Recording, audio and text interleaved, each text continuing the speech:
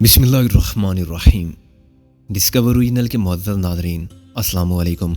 اب قسط نمبر 294 ملاحظہ فرمائیں۔ 3000 روپے میں آنکھوں کی روشنی پا لینا اس کے لیے دولت مندوں کی دنیا کی سب سے مہنگی خوشی سے زیادہ انمول تھا۔ کیا وہ 3000 روپے میں اپنی آنکھوں کی روشنی دے سکتا ہے جو $3000 کے کمرے میں ایک رات بسر کرنے والی فائشہ کی ایک مسکراہٹ پر $3000 قربان کر دیتا ہے؟ میں بے حد قنوتی اور جذباتی ہو رہا تھا۔ واپس آتے ہوئے میں نے گلبرگ ٹی کا راستہ اختیار کیا۔ سرکاری دفاتر کے افسران بھی اب ڈیوٹی پر حاضر ہونے کے لیے نکل رہے تھے اور کاروباری لوگ بھی، چنانچہ اس رہائشی علاقے میں بھی مجھے بہت سی کاریں آتی جاتی دکھائی دیں۔ کچھ دیر بعد ان سڑکوں کو پھر سنسان ہو جانا تھا۔ گزرتے گزرتے میں نے گیٹ پر ٹوائلٹ کا سائن دیکھا۔ گتے کا ایک چوکور ٹکڑا گیٹ پر لٹکا ہوا تھا اور اس پر کسی بدخط نے مارکر سے ٹیڑھے ترچھے حروف بنائے تھے جہاں کال بیل کا بٹن تھا۔ وہیں ایک نیم پلیٹ پر ڈیوڈ براؤن لکھا ہوا تھا۔ گھنٹی بجنے کے ساتھ ایک شخص گاؤن پہنے اینک ٹھیک کرتا نمودار ہوا۔ گاؤن کے نیچے اس نے داری دار پاجامہ سوٹ پہن رکھا تھا۔ وہ ایک دم سیاہ صاحب تھا، 6 فٹ لمبا اور سوکھا سا۔ اس کا سر لمبوترا اور بالوں سے بے نیاز تھا۔ میں نے اس کی عمر کا اندازہ 50 اور 60 سال کے درمیان کیا۔ یس، اس نے برآمدے ہی میں روک کر پوچھا، کیا بات ہے؟ کیا میں مسٹر ڈیوڈ براؤن سے بات کر سکتا ہوں؟ میں نے کہا، تم اسی سے بات کر رہے ہو؟ وہ انگریزی میں بولا، گڈ۔ کیا میں اندر آ سکتا ہوں؟ میں نے کہا، اگر کوئی کام ہے تو آ سکتے ہو ورنہ جا سکتے ہو، وہ بولا۔ اس کی بدتمیزی اور بد تہذیبی پر مجھے تاؤ آنے لگا تھا، مگر بوڑھا اور سنکی سمجھتے ہوئے میں نے درگزر کیا۔ اگر اس سائن کا وہی مطلب ہے جو میں سمجھا ہوں، اس کے 2 مطلب نہیں ہو سکتے۔ اس نے میری بات کاٹ دی۔ تم کو مکان کرائے پر چاہیے؟ یس اور نو؟ یس، میں نے کہا۔ وہ اندر لوٹ گیا اور میں سوچنے لگا کہ کہیں وہ پاگل تو نہیں تھا یا اس نے میرے یس کو نو تو نہیں سنا تھا، مگر وہ دروازے کا لاک کھولنے کے لیے ہی اندر گیا تھا۔ اس کا الیکٹرک لاک اندر کوئی بٹن دبانے سے کھلتا تھا۔ ایسے لاک یورپ میں تو عام تھے مگر ابھی یہاں میں نے کہیں نہیں دیکھے تھے۔ عموماً یہ 6 وولٹ کے مغناطیسی تالے ہوتے تھے، چنانچہ ان سے کسی کو الیکٹرک شاک نہیں لگ سکتا تھا۔ ایسا حفاظتی انتظام یہ ظاہر کرتا تھا کہ صاحب خانہ خوف کے نفسیاتی مرض کا شکار ہے یا پھر واقعی اپنے دشمنوں کے خلاف مؤثر دفاعی نظام کو اہم سمجھتا ہے۔ اندر وہ اکیلا تھا اور ڈرائنگ روم کے وسط میں کھڑا تھا، جیبوں میں دونوں ہاتھ ڈالے وہ کچھ دیر مجھے گھورتا رہا۔ تم نے مکان دیکھا؟ جی۔ کیا یہی مکان کرائے پر دینا ہے؟ میں نے کہا۔ یہاں تم کو اس کے علاوہ بھی کوئی مکان نظر آ رہا ہے؟ وہ بولا۔ میرا مطلب تھا کہ یہاں آپ رہتے ہیں، میں نے کہا۔ جب کرایہ دار آ جائے گا تو میں اس کے ساتھ تو نہیں رہوں گا، میں چلا جاؤں گا، وہ بولا۔ کیا میں اندر جا کے ایک نظر ڈال سکتا ہوں؟ میں نے کہا۔ تم کو سب کچھ دیکھنے کا حق حاصل ہے، وہ بولا۔ کسی چیز کو ہاتھ مت لگانا۔ میں نے مکان کا جائزہ لیا۔ اس میں ہر چیز پرانی اور فرسودہ تھی جو مالک مکان کی ہم عمر نظر آتی تھی اور اس قابل تھی کہ باہر پھینک دی جائے۔ ٹوٹا پھوٹا گرد آلود فرنیچر، گھسے ہوئے کارپٹ، رنگ اڑے ہوئے پردے، بے رنگ دیواریں، بے ترتیبی سے پھیلے ہوئے برتن، سب مل کر کسی کاٹ کباڑ خانے کا نقشہ پیش کرتے تھے۔ اور کباڑی وہ تھا جو ہر بات جارحانہ لہجے میں کرتا تھا۔ وہ 2 ٹوک بات کرتا تھا اور لہجے کی شائستگی کو بھی غیر ضروری سمجھتا تھا۔ میں نے محسوس کیا کہ یہ مکان ہماری ضرورت کے لیے مناسب ہوگا۔ مسٹر ڈیوڈ، اس کا ماہانہ کرایہ بتاؤ۔ میں نے ابوسی کا انداز اپنا لیا۔ اس کا کرایہ ماہانہ نہیں، سالانہ ہوگا، وہ بولا۔ 10,000 روپے۔ ٹھیک ہے، کیا میں 10,000 ادا کر دوں؟ میں نے کہا۔ یا پہلے تم کرایہ نامہ وغیرہ بھرو گے اور میرے بارے میں تفتیش کرو گے؟ میں خود دیکھ سکتا ہوں کہ تم غلط قسم کے آدمی نہیں ہو، وہ بولا۔ میرا اطمینان کافی ہے، تھینک یو، میں نے کہا۔ تم کب تک مکان خالی کرو گے؟ میں کسی کرایہ دار کا انتظار کر رہا تھا، وہ بولا، ورنہ میں بہت پہلے چلا جاتا۔ اب مجھے دیکھنا ہوگا کہ مجھے کون سی فلائٹ پر کب سیٹ ملتی ہے۔ مجھے کینیڈا جانا ہے۔ یہاں کون ہوگا؟ کوئی اٹارنی؟ کوئی نہیں، وہ بولا۔ میرا ایک ہی بیٹا ہے جو کینیڈا میں سیٹل ہو چکا ہے، وہ ڈاکٹر ہے۔ اس نے مجھے بلایا تاکہ میرا دل چیر سکے۔ پرانا دل کچھ مرمت مانگتا ہے۔ چانس برابر ہے کہ 1 سال بعد میں تندرست ہو کے واپس آ جاؤں اور اس صورت میں تم کو مکان خالی کرنا ہوگا فوراً۔ میں بھی مر سکتا ہوں آپریشن کے دوران یا کسی اور عارضے میں مبتلا ہو کے، کسی حادثے کا شکار ہو کے۔ ایسی صورت میں میرا بیٹا آئے گا، مجھے نہیں معلوم کب۔ جب بھی اسے ضرورت محسوس ہوگی یا فرصت ملے گی، وہ مکان کو بیچے گا اور واپس چلا جائے گا۔ ابھی میں نے اس کی بات نہیں مانی کہ ہمیشہ کے لیے کینیڈا چلا جاؤں۔ اگر میں زندہ رہوں گا تو اسی کالے لوگوں کے ملک میں جہاں کوئی میرے رنگ کے باعث نفرت سے نہیں دیکھتا۔ وہ گوری چمڑی، پرانا احمقانہ غرور رکھنے والے میری نظر میں سفید کتے ہیں، جیسے ان کی نظر میں ہم سب کالے کتے ہیں۔ زندگی کے آخری دور میں کسی کو نفرت اور حقارت کے ماحول میں رہنے سے کیا ملتا ہے؟ صرف پچھتاوا۔ میں نے زندگی میں بہت عزت کمائی، میں بے عزت ہو کے مرنے کے لیے تیار نہیں ہوں۔ تم جانتے ہو میں کون ہوں؟ آپ جو بھی ہیں، ایک قابل تعریف اور قابل تعظیم انسان ہے۔ میں نے کہا میں کوئی کرایہ کم نہیں کروں گا۔ وہ بولا خوشامد کے الفاظ ضائع مت کرو، میں آپ کو 2000 ایڈوانس اسی وقت دے سکتا ہوں، باقی شام تک۔ میں اپنی فیملی کو لانا چاہتا ہوں۔ میں نے کہا ابھی کچھ دیر میں۔ اس نے اقرار میں سر ہلایا۔ ایڈوانس کی ضرورت نہیں مسٹر جارج بلیک۔ میں نے کہا انشورنس پروموٹر، میں کراچی سے صرف اس لیے آیا تھا کہ اپنی فیملی کے لیے کوئی مستقل انتظام کر جاؤں۔ میں ہر وقت سفر میں رہنے والا آدمی ہوں۔ اس کی صورت کے تاثرات میں میرا نام سن کے کوئی فرق نہیں پڑا۔ اسے تم مستقل بھی کہہ سکتی ہو، لیکن ایک وعدہ تم کو ابھی کرنا ہوگا۔ 1 سال گزر جانے کے بعد تم دوسرا سال کا کرایہ فوراً جمع کرا دو گے۔ میں تم کو بینک کا اکاؤنٹ نمبر دے جاؤں گا، اور اس کے بعد کسی بھی وقت میرا بیٹا آئے تو تم اس کو پریشان نہیں کرو گے، جیسا کہ کرایہ دار کرتے ہیں۔ اس کے پاس وقت کم ہوگا، وہ مکان کو بیچ کر جانا چاہے گا۔ مقدمے بازی۔ میں دشمنی میں بھی کمینگی سے نفرت کرتا ہوں۔ میں نے کہا جہاں تک کرائے کا سوال ہے تو میں 2 سال کا بھی جمع کرانے کو تیار ہوں۔ نو، ابھی صرف 1 سال۔ اس سامان کا کیا ہوگا؟ میں نے پوچھا۔ یہ سب مجھے بہت عزیز ہے، وہ بولا، اور اسے تم احتیاط سے ایک کمرے میں رکھ کے کمرہ لاک کر سکتے ہو۔ اسٹور کافی بڑا ہے۔ میری موت کی خبر ملتے ہی بے شک سڑک پر پھینک دینا، لیکن واپس آنے کی صورت میں مجھے سب اسی طرح پھر سیٹ کرنا ہوگا جیسا تم اس وقت دیکھ رہے ہو۔ آپ کی عدم موجودگی میں کوئی تو آ سکتا ہے جو خواہ مخواہ آپ کا نام لے کر ہمیں پریشان کرے؟ کوئی نہیں۔ پچھلے 1 سال سے کوئی نہیں آیا تو اب کون آئے گا؟ رشتہ دار کوئی نہیں، دوست کوئی نہیں۔ ایک خادمہ آتی ہے، اسے میں نے نوٹس دیا ہے۔ وہ بولا آپ نوٹس واپس لے لیں۔ میں نے کہا وہ ہمارے ساتھ رہے گی۔ پہلی بار اس کی صورت پر سختی کے آثار کچھ کم ہوئے۔ Thank you mister George Black, تم نے میری خلش مٹا دی۔ میں اس سے مسافہ کر کے روانہ ہوا تو میرا دل غم کے نئے احساس سے بوجھل تھا۔ زندگی کتنے آئینے دکھاتی ہے، ہر آدمی کتنے زخم لیے پھرتا ہے، ہر عمر کے طویل سفر میں سب کے ساتھ چلنے والا سب سے الگ ہو جاتا ہے۔ پھر کسی کو راہ میں خوشی کے پھول ملتے ہیں اور وہ کانٹوں کی زبان سے نا آشنا رہتا ہے، دوسرا صرف کانٹوں پر چلتا ہے اور پھولوں کے رنگ یا مہکار سے کوئی رشتہ نہیں رکھتا۔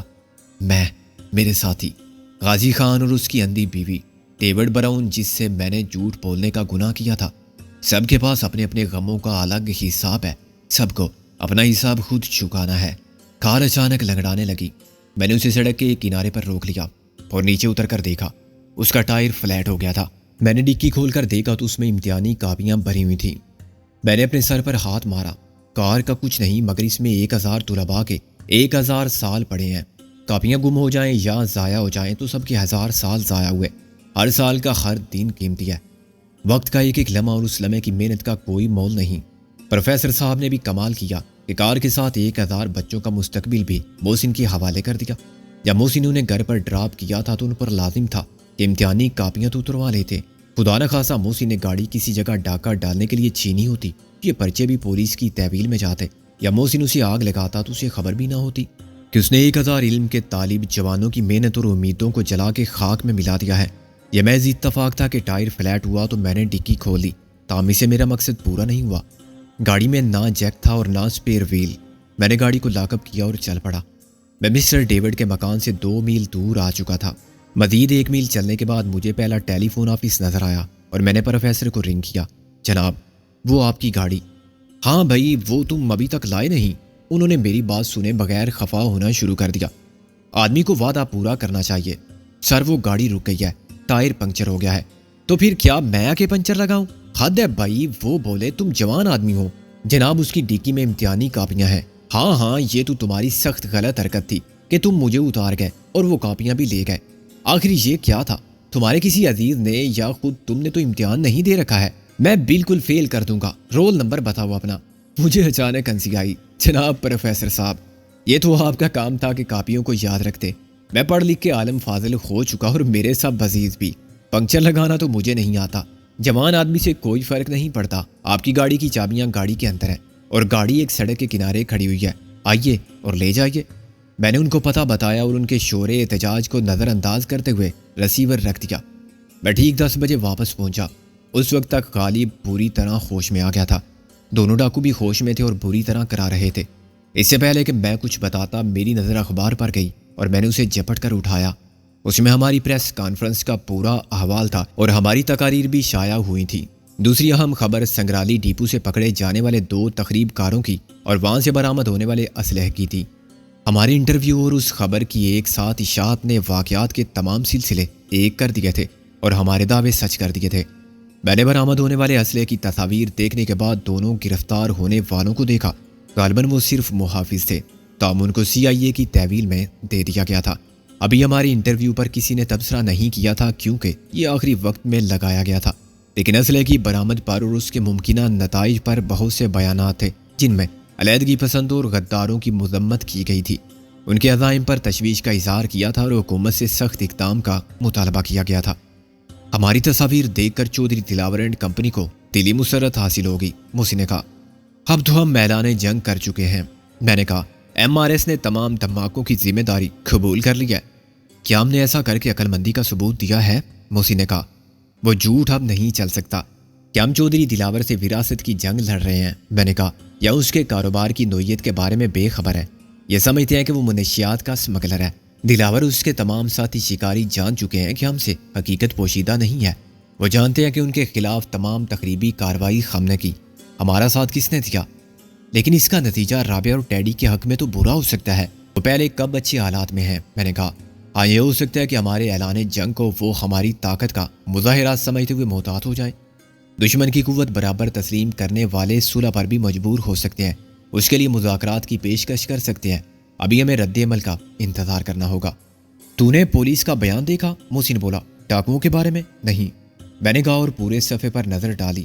غالب مسکرایا۔ آخری صفحے پر دیکھو، خبر کو بہت غیر نمایاں رکھا گیا ہے۔ میں نے صفحہ پلٹ کر دیکھا، اس میں تصویر صرف اوور سیئر کی تھی، لیکن بیانات سب کے تھے اور ظاہر اتفاق رائے کے بعد جاری کیے گئے تھے۔ انسپکٹر اور سب انسپکٹر نے بتایا کہ وہ دونوں مفروض ڈاکوؤں کو پکڑنے کی غرض سے گشت کر رہے تھے کہ اچانک جنگل میں سے دونوں ڈاکو ایک کار میں بدلے ہوئے حلیے کے ساتھ نمودار ہوئے۔ انہوں نے محکمہ نہار کے ایک اوورسیئر کو ریوالور دکھا کے قابو کر لیا۔ پولیس پارٹی نے ان کا مقابلہ کیا اور مقابلے میں ایک کانسٹیبل خدا بخش نے ملزمان کی گرفتاری کے لیے اپنی جان خطرے میں ڈالی اور شدید زخمی ہوا۔ ڈاکو جدید ترین اسلحے سے لیس تھے اور جنگل میں ان کے دیگر ساتھی بھی روپوش تھے، جو مقابلے کے وقت سامنے آ گئے اور پولیس کا اسلحہ اور جیپ وغیرہ چھین کر فرار ہو گئے۔ اوورسیئر نے بھی یہی کہا تھا، مگر اس نے زیادہ تفصیل سے بتایا تھا کہ اسے دونوں ڈاکوؤں نے سنگرالی سے واپسی کے راستے پر کس طرح بیچ سڑک میں آ کے روکا تھا۔ اسے معلوم نہیں تھا کہ وہ جیل سے فرار ہونے والے ڈاکو ہیں، چنانچہ اس نے دونوں کو کار میں بٹھا لیا، مگر آگے جا کے انہوں نے ریوالور نکال لی اور اسے مجبور کیا کہ وہ گاڑی سے اتر جائیں۔ دریں اثنا پولیس پارٹی نمودار ہوئی اور ڈاکوؤں سے مقابلہ ہوا۔ ڈاکوؤں کے کچھ ساتھی بھی آ گئے جو مشین گن لیے ہوئے تھے۔ پولیس پارٹی نے بہت بہادری سے مقابلہ کرتے ہوئے انہیں گرفتار کرنے کی کوشش کی، مگر وہ اپنی طاقت کے بل پر پولیس کا اسلحہ، وردیاں اور جیپ وغیرہ چھین کر فرار ہو گئے۔ وہ خود بھی ایک ڈاکو کی ضرب سے بے ہوش ہو گیا تھا، اس لیے وہ نہیں جانتا تھا کہ ڈاکو فرار ہو کے کس طرف گئے تھے۔ مجھے اس بیان پر بہت ہنسی آئی۔ پولیس نے اپنی عزت بچا لی تھی۔ اوورسیئر نے وہی کیا تھا جو ہم چاہتے تھے۔ وہ پولیس کے مقابلے میں ہم سے زیادہ خائف تھا اور خود پولیس کے لیے بھی ایسا ہی بیان دینا ضروری تھا۔ میں نے اس وقت کا تصور کیا جب خود ڈاکو اس بیان کی نفی کریں گے اور پریس کے سامنے اپنی گرفتاری کے متعلق بیان دیں گے۔ اس کے بعد پولیس کی پوزیشن کیا ہوگی، پریس کس طرح ان سے پوچھے گا اور محکمہ خود ان کے خلاف کیا کارروائی کرے گا، اس کا اندازہ کیا جا سکتا تھا۔ ڈاکو دوسرے کمرے میں تھے، چنانچہ ہماری گفتگو نہیں سن سکتے تھے۔ میں نے محسن اور غالب کو بتایا کہ میں رہائش کا پورا انتظام کرایا ہوں اور ان کو مسٹر ڈیوڈ براؤن کے متعلق بتایا۔ پروفیسر کی کار کی بات نے سب کو محفوظ کیا۔ وہ سب لوگ ناشتے وغیرہ سے فارغ ہو چکے تھے۔ محسن نے مناسب نہیں سمجھا کہ کیتھرین کو کسی کے گھر بھیجے۔ اس میں اندیشہ تھا کہ کوئی بہت زیادہ ہمدرد بن کے ساتھ نہ آ جائے۔ وہ ریوالور غالب کو دے کر بازار گیا تھا، چونکہ یہاں کا بازار اس نے دیکھا بھالا تھا، اس لیے وہ پہلے تھرماس خریدنے گیا تھا اور اس میں چائے بھروانے کے بعد واپسی میں ڈبل روٹیاں اور مکھن کے پیکٹ لے آیا۔ اب یہاں ٹھہرنے کا کوئی فائدہ نہیں، میں نے کہا، چل کے گھر آباد کرتے ہیں۔ ابھی تک میری سمجھ میں یہ نہیں آیا کہ تم نے ہمیں وہاں سے، میرا مطلب ہے SSP زامن رضوی کے گھر سے، کیوں نکالا تھا؟ کیتھرین نے کہا۔ مجھے اندیشہ تھا کہ بعد میں تمہارا نکلنا مشکل ہوگا۔ میں نے کہا، تمہارے وہاں رہنے سے ہماری مشکلات میں اضافہ ہو سکتا تھا۔ دلاور اینڈ کمپنی تم کو پھر لے جاتی۔ اس بار تمہارے ساتھ تمہاری بیٹی بھی ہائی جیک ہوتی، اور جتنی ہمت یا مستقل مزاجی کا مظاہرہ تم نے اکیلے کیا تھا، شاید جولی کی موجودگی میں ممکن نہ رہتا۔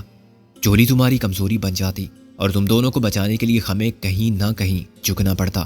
یہ بھی ہو سکتا تھا کہ پولیس تم کو جال بنا کے رکھے اور ہم کبھی نہ کبھی اس جال میں پھنس جائیں۔